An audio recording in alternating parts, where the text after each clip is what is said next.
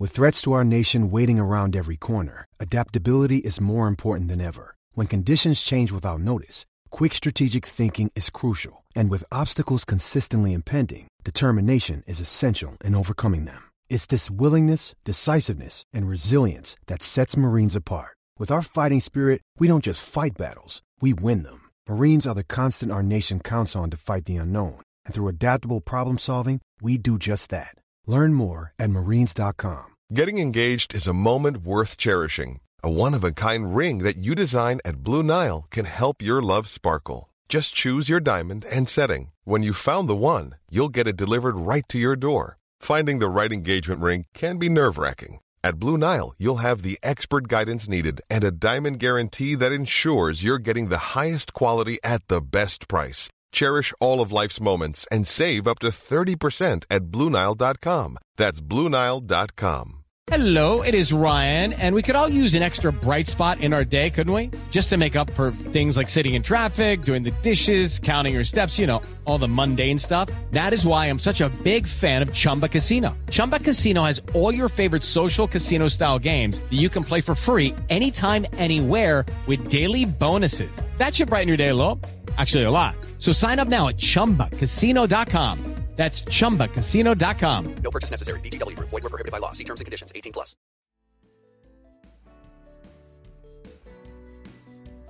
Where were the Germans? Frankly, who cares? Thanks to Barry Davis for that line. The answer in 2019 is they were in the water off Enoshima. Great Britain's sailing team had an unlikely World Cup Series gold. This is Anything But Football. We are the unashamed Olympic and Paralympic podcast. And that was one tiny bit of bling being brought back to Blighty, that's not easy to say, by our Team GB and Para GB contenders in a huge week of test events and championships across the globe. World Championships in rowing and judo, and also on the agenda World Series sailing and triathlon events, and a British world champion on the streets of Romania. All that plus much more on Anything But Football. I'm Michael. And I'm John. Gold and silver and bronze medals show the standard where our British athletes are at present. But as Laura Kenny told us on the last edition of the podcast, you have to qualify first. So it's been a huge week of World Championships, none more so than in rowing. We had amazing championships and it's just finished now. And everyone's in really good spirits. We hear from the women's four who booked their British spot in Tokyo. Plenty of other places have been secured for the Olympic and Paralympics, and we're just 327 days away from when the action starts. Yeah, really looking forward to the Olympics and the Paralympics in Tokyo. Tokyo has been hosting a series of test events ahead of that, and we'll start with judo. And Tokyo hosted their World Championships. There was a brand new initiative as far as the judo was concerned, and that was blue and red mats. More judo in a moment, but we've also had a World Championships in rowing. That's been taking place in Austria, in Linz. And as far as the medal return is concerned for Great Britain, I don't think it was fantastic, but what I would say is, and just to reiterate what Laura Kenny told us last week, lots of boats qualifying for the Olympics and the Paralympics. I think we've totaled it up at around about 13. 13, yeah. You know, and we're talking about medals on the first day of finals. There was a bronze medal won by Madeleine Arlott, so congratulations to her.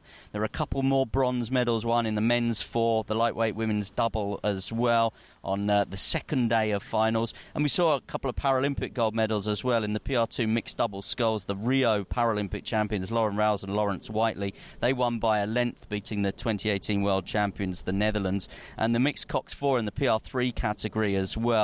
They had a huge 12-second victory, a world's best time, Paralympic qualification for them. And then on the final day of the finals at the World Championships at the rowing, a bronze for the men's 8. Unfortunately for the women, they were a little bit down the field. Yeah, they finished down in 5th, but they do qualify for Tokyo, and as we've saying, a lot of these rowers have qualified. I think there are big question marks, Michael, not in the para. They sent 3 crews, 2 golds and 1 4th place, but I think the question marks probably coming in, certainly in the men's teams, and if you listen to the legends, Matthew Pinson and James Cracknell, they're saying, well, Jürgen Grobler, of course, the legendary coach who's remember, the men's 4, British men's 4, have won that Olympic title since 2000 when Redgrave went for that with that 5th gold, and we've won it since. Is the big question mark is who's going to be in the men's 4 who won a bronze and the men's 8 who won a bronze today. And it was interesting that the men's 8 were disappointed. They interviewed Mo Sabihi afterwards, and he said kind of a mixed reaction today. We came here to win.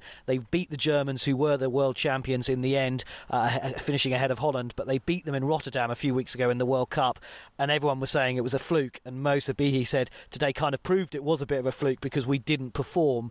And he also said in an interview as well that he wants to be in the men's 4 because that is his defending champion. He's one of the few defending champions from Rio who are still in the British rowing squad at the moment, and he says, I want to be in the men's 4. So it is a big question mark for Grobler. Who do you put the best men's 4 together and then everyone else goes in the 8, or do you think you can beat the Germans in the 8? And they've dominated since Rio. Yeah, and judging by the performance and what we saw today, and the Germans in the 8 just led pretty much from start to finish. And, you know, listening to some of the television coverage, I know the commentators were doing their job. They were trying to hype it up. But for me, there was no other boat that was going to get past the Germans in that. And I think Jürgen Grobler will target the 4. That would be my prediction on that. What I would say is it's a risk because, you know, we've seen at these World Champions, New Zealand, for example, they've really loaded their 8. They really set out to qualify for the Olympics. 5 of the 6 in the final went through. Who were the ones to miss out? New Zealand. Now, that's not to say they're not going to make the Olympics. They still have other opportunities. But, you know, they've potentially lost out elsewhere because they've put all their big guns in the 8. And the issue is, of course, for Mo Sabihi to say, well, I want to be in the men's 4. That's fair enough. But actually, if you're Matt Rossiter, Ollie Cook, Rory Gibbs and Sholto Carnegie, you know, you've won the European Championships this year in the men's 4. You've won a World Cup silver. You've won the men's bronze at the World Championships. You want to hold on to that seat for the men's 4 as well. You don't want anyone else coming in from the 8. So it's tough, and some tough decisions will have to be made in that. But Germany, absolutely the favourites for gold in Tokyo. So where do you put the best athletes? And some big decisions, as you rightly say. The women's 8, we mentioned Fiona Gammon, Zoe Lee, Jo Ratton, Hattie Taylor, Rowan McKellar, Rebecca Shotton, Karen Bennett, Holly Norton and Matilda Horn. I think they'll be slightly disappointed with a 5th place finish, but they are qualifying for Tokyo. And just to run through some other results as well, you know, Vicky Thornley securing Great Britain's first Olympic women's single sculls place 2000 since Sydney, which is generation ago. Unbelievable when you think of it. Unfortunately, she could only finish 4th in the final, with Ireland winning that one, and they've had an absolutely brilliant regatta. 3 golds for the Irish in Olympic classes. Sunita Pespuri winning ahead of Vicky Thornley, obviously, in that single sculls.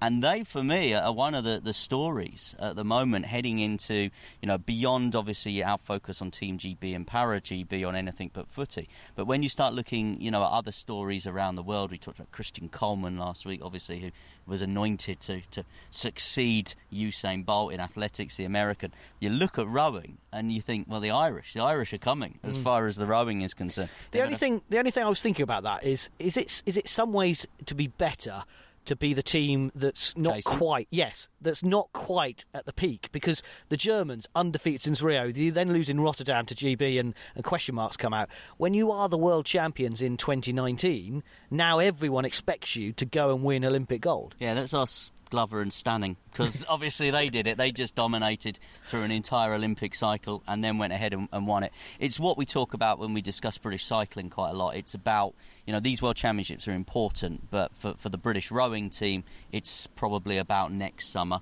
and there will be improvements and there will be changes and there will be decisions to make. The women's pair and 4 also booked their place at Tokyo with strong performances in the B finals. Sara Parfet, Emily Ford, Polly Swann and Holly Hill beat China and Canada in the final 500 metres. And we've been catching up with Sara, Emily, but first Polly for their reaction after racing. Feels pretty great to qualify for the Olympics. I think it's quite a big relief after the week that we've had.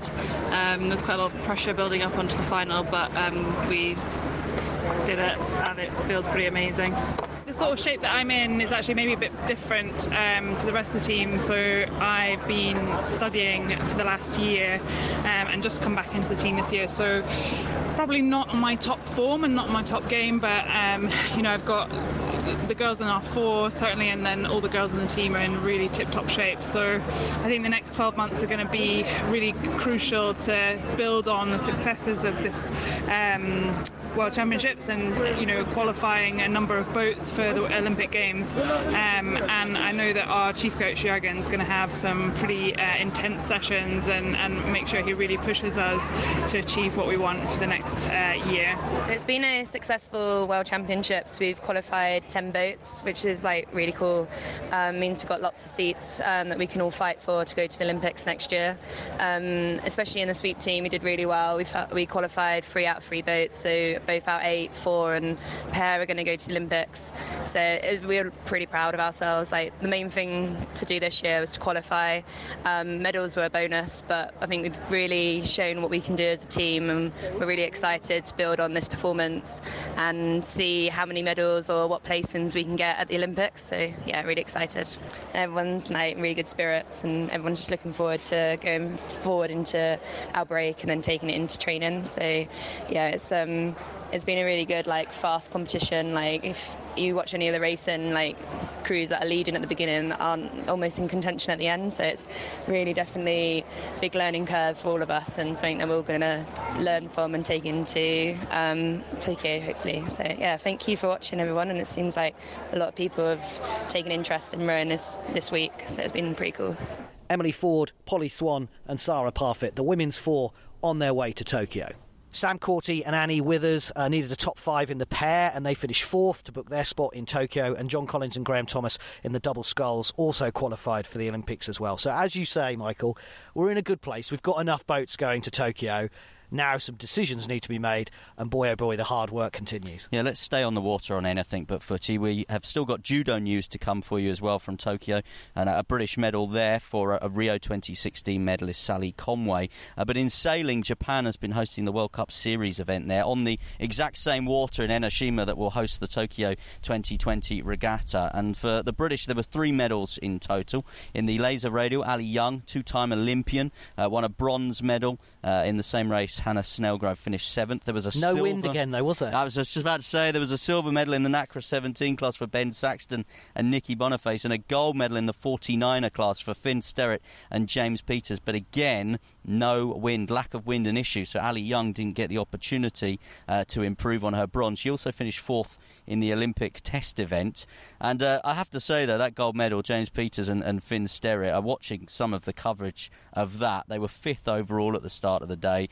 They finished 2nd in the medal race, and as we started on the podcast, where were the Germans? They were in the water because they capsized. They really did throw it away. So I think, the rowing, the sailors, I think they're all going in the right direction. I think we have cause for some optimism from there. And also, interestingly, with the NACRA 17, again, we talked about it in our first edition since the summer break last week, when Ben Saxton and Nikki Boniface missed out to John Gibson and Anna Burnett. It was the other way round this time, and these 2 British crews, only one of them can go for Britain in the NACRA 17, and Saxton and Boniface got it this time with a silver, with Gibson and Burnett down in 5th. So it's gonna, again, decisions have to be made, and boy, I'm glad I'm not the one doing it. Yeah, and well done to Sally Conway in the Judo World Championships as well. She lost the semi-finals, the eventual gold medalist from France, but she's won a bronze medal at the World Championships. She won an Olympic bronze medal that you recall back in Rio. She's a European silver medalist as well. She's carried on the judoka to try and go back to Tokyo, where I'm sure judo is going to be one of the standout events. When you look at that venue in Tokyo where they were hosting that World Championship, it looks as though that's going to be one of the things that if you're lucky enough to be there, you probably want to go and see, in the same way you wanted to go and see maybe beach volleyball when you in Rio. Did you? I did, yeah. On the Copacabana. I think judo in Japan, in Tokyo, is going to be really, really good. As I said, they trialled these new blue and red mats. I'm not sure. So how does that work? I'm not really sure. I think it's just a change of colour scheme. It's like the equivalent of the blue running track that has become kind of quite cool. Although, have you seen the green one? No. In Madrid. And a green running track in Madrid. Like the green swimming pool or the green diving pool in Madrid. I'm not sure that was a trial, though, I don't think it was. To be honest. So, I just see, making the more serious point, we've covered sort of 3 sports there that have had, big events in the last 7 days. Rowing, sailing and judo. and I think we've probably got the returns from all three that we would expect at this time. I think maybe the British judo team might be slightly disappointed. You've got 14 people going out there, 14 competitors. Some disappointment, I would think, for the likes of Sarah Adlington, Natalie Powell, Ashley McKenzie. He lost it in the first round. And, Sally Conway lost to the eventual world champion. So that is, as you say, that's a brilliant performance. It's her first world championship medal. But I think when you've got 14 others, you want to see a few more fighting for bronze medal victories and finishing fourth. There were probably a few too more down the list. But 12 months to go, as you say. Yeah, we're that part of the cycle. You're listening to Anything But Football. We are the official Olympic, or the unashamed Olympic and Paralympic podcast. We don't talk football on Anything But Footy, but we are now going to talk football. It's a bit of an ongoing gag, really. I mean, we don't hate football either. We must say this, mustn't we? Because, I'm for my sins, a Norwich City fan, and I actually went back to the Olympic Stadium yesterday to watch West Ham demolish Norwich. I went to see Brentford v Derby. Well, there you go, you see. So we are, and Michael does commentary for various teams, so we are football fans, but we just feel that there are so many other podcasts that talk about football, so we want to talk about other things. But of course, the thing is, and again, so many people say to me, I didn't think they were going to Tokyo. Team GB, for the first time since London 2012, are sending a women's football team. They qualified. Phil Neville will be in charge of it for our sins, but talking of which, the Lionesses threw away a 2-0 lead against Belgium to draw 3-3. They play Norway next.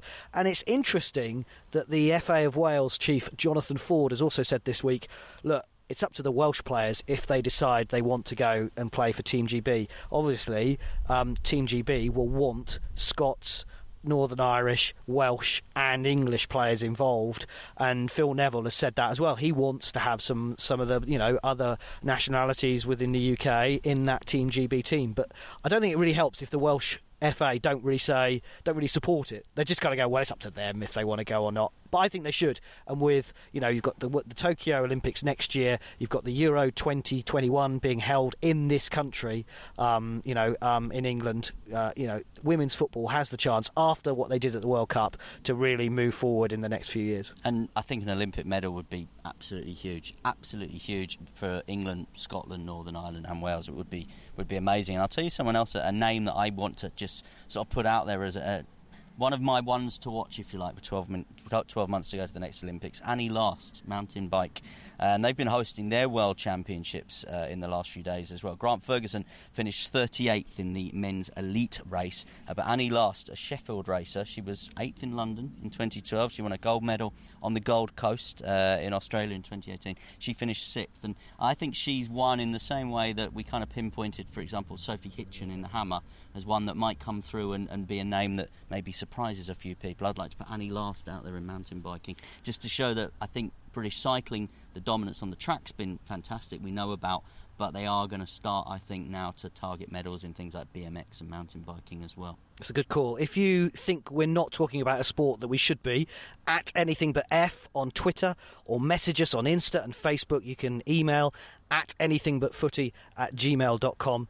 And if you like the podcast, please tell people about it, share it, like it, rate us on iTunes and Spotify. It would really help if you could do that for us and let people know that we are here and we're doing this. And talking of success, we mentioned in our Tokyo 2020 preview that Great Britain has dominated the triathlon in the Olympics, and hopefully the para-triathlon as well moving forward. And it was the World Triathlon Series Grand Final in Lausanne this weekend, and we know that the women's team is going to be really strong for Team GB. Just to get in the team for Tokyo is going to be hard.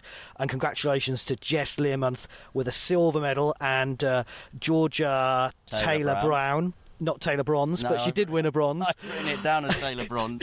It could be her. She won't want that as her nickname, to be fair. Taylor Brown. Taylor Gold yes, would be better. That would be better. But silver and bronze for those two. Congratulations to them. And they get to keep it this time as well, which, of course, in the summer they were disqualified for crossing the line together, which we'll talk about in a moment. Sophie Caldwell, 13th. Vicky Holland, 18th. Beth Potter, 28th. Unfortunately, Non-Stanford didn't finish. well done to the men as well. Johnny Brownlee 8th, Alex Yee 13th. There's a lot of work to do for the men's triathlon, and we talked about the para triathlon as well. David Ellis with a silver at the Worlds as well. So again, some strong performances a year out. Yeah, and you mentioned obviously that disqualification in Tokyo with Georgia Taylor, bronze, brown, and gold Learmonth, Jess Learmonth, silver Learmonth, whatever we're going to call her. Yeah, you know, the serious point there is they chose to cross the line together, and that is in breach of the rules. The rule states athletes must not finish in a contrived tie situation where no effort to separate the finish times has been made. And, you know, you think back to the women's triathlon in Rio, for example, you had Non Stamford and Vicky Holland, housemates in Leeds, battling away for a bronze medal. It would have made a mockery of the competition had they made a decision on the Copacabana to cross that line together, wouldn't it? And when the Brownlees, when Alistair helped Johnny across the line, didn't he push Johnny? He threw him across, so it didn't wasn't break the rule. Yeah, so it wasn't the same. Yeah, they didn't cross the line, if you like, holding hands or together. It's interesting when you cover World Triathlon Series. It's a little bit of a bizarre one often, because the winner will know that they've won maybe 100, 150 metres from the line, and they get into that, for example in Leeds, blue carpeted area in front of the grandstands, and they will stop and they will grab a flag and they will acknowledge the grandstands and they will walk across the line.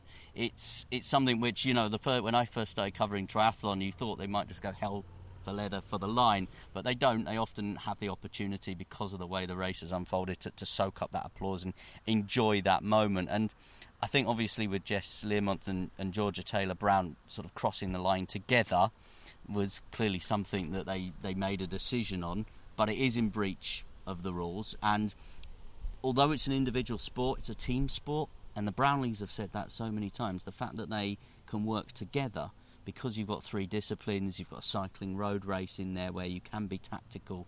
You can obviously be tactical in your 10k run as well.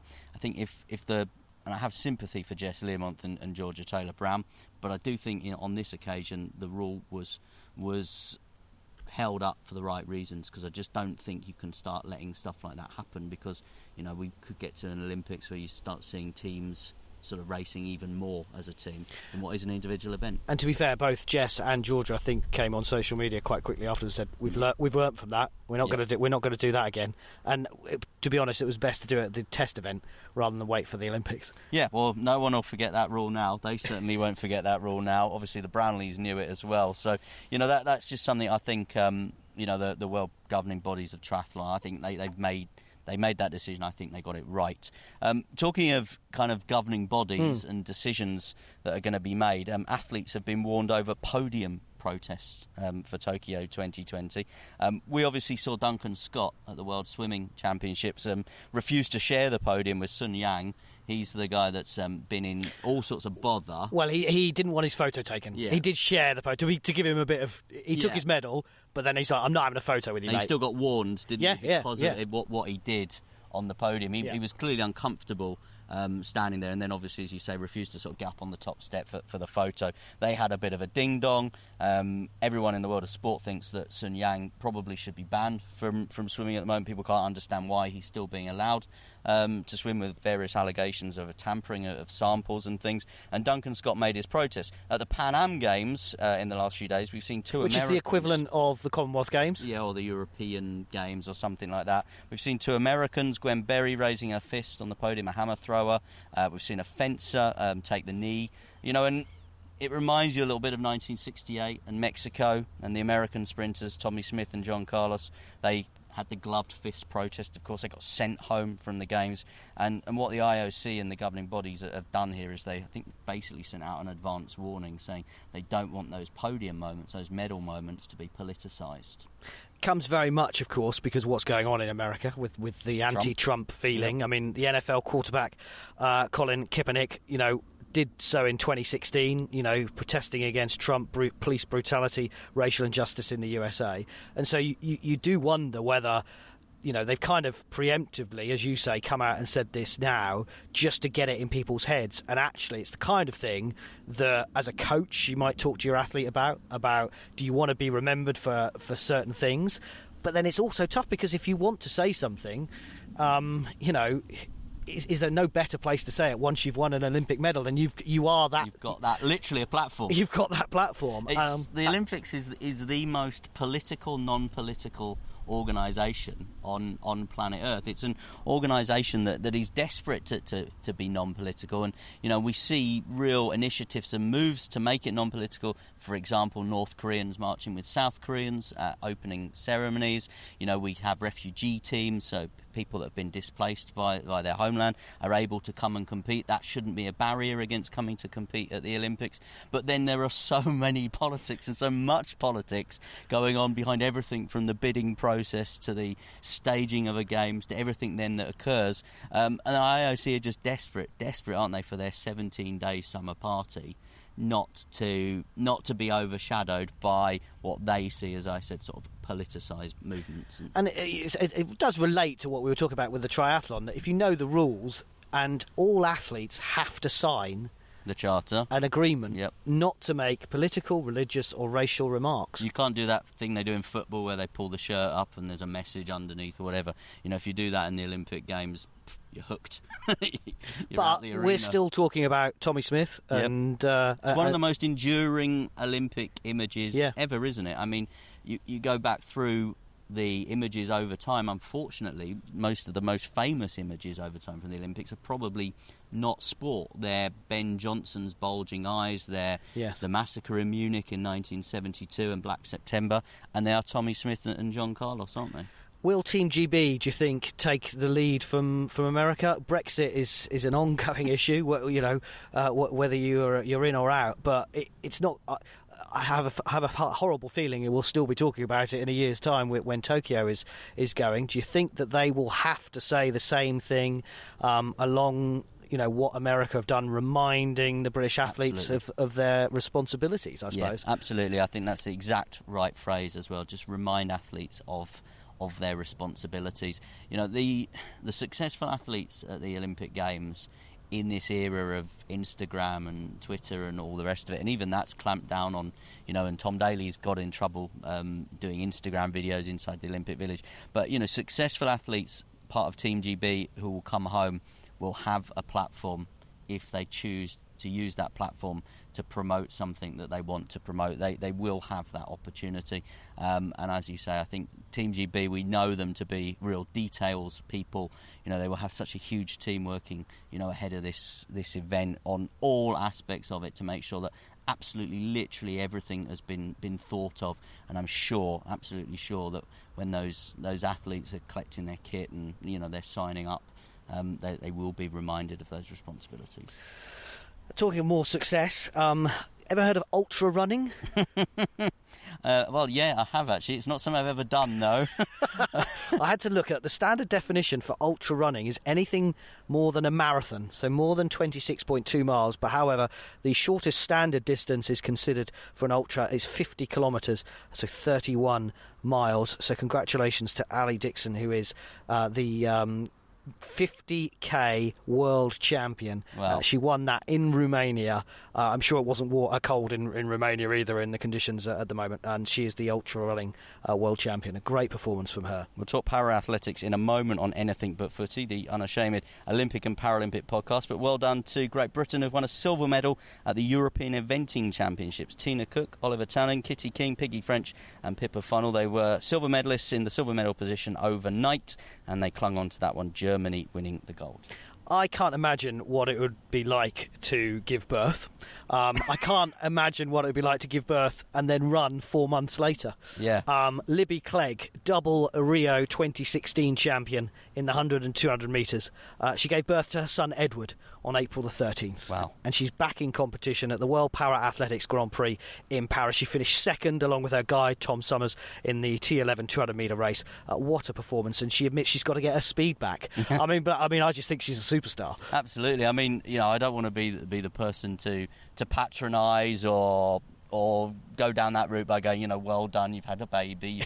People have babies all the time and go back to their job and go back to work, and that's essentially what Libby sometimes Clegg not is after doing. 4 months, though. But to go back 4 months into elite sport is something pretty special. 4 months after the birth of my first child, and I didn't even give birth to the child, I think I probably still hadn't left the house. I probably still hadn't got the pushchair.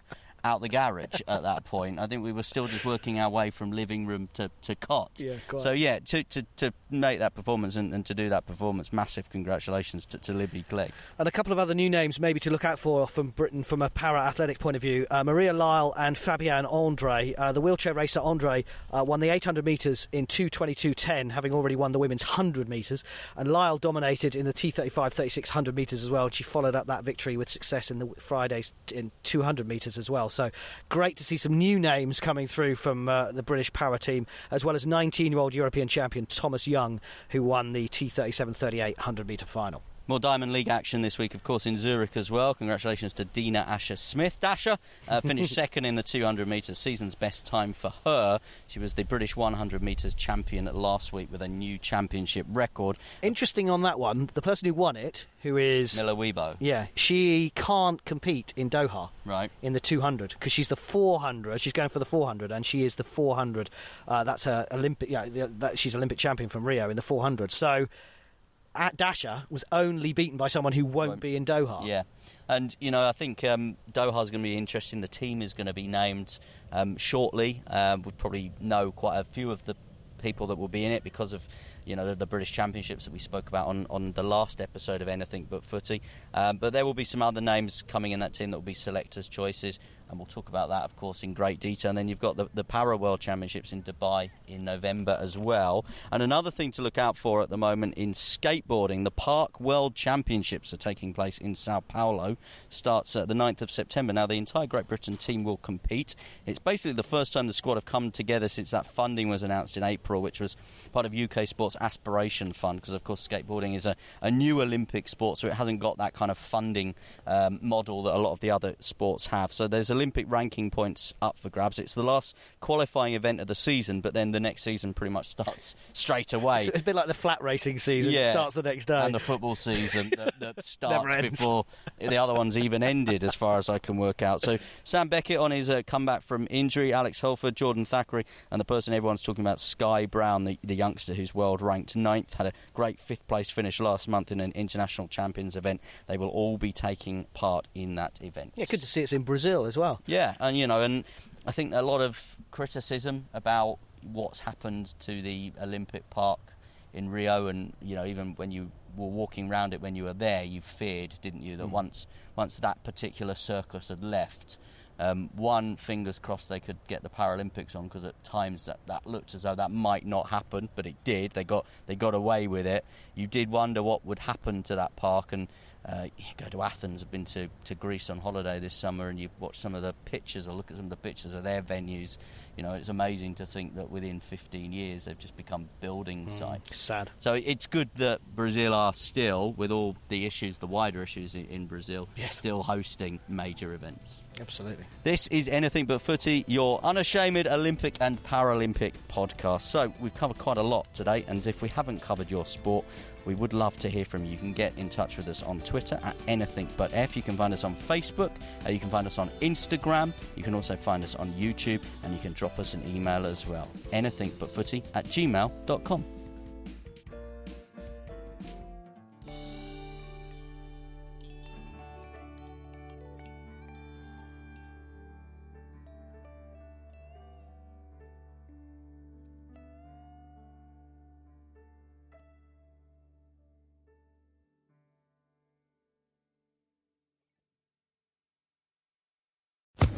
Social Podcast Network. With the Lucky Land Slots, you can get lucky just about anywhere. This is your captain speaking. We've got clear runway and the weather's fine, but we're just going to circle up here a while and get lucky. No, nothing like that. It's just these cash prizes add up quick. So I suggest you sit back, keep your tray table upright, and start getting lucky. Play for free at LuckyLandSlots.com. Are you feeling lucky? No purchase necessary. Void where prohibited by law. 18+ terms and conditions apply. See website for details.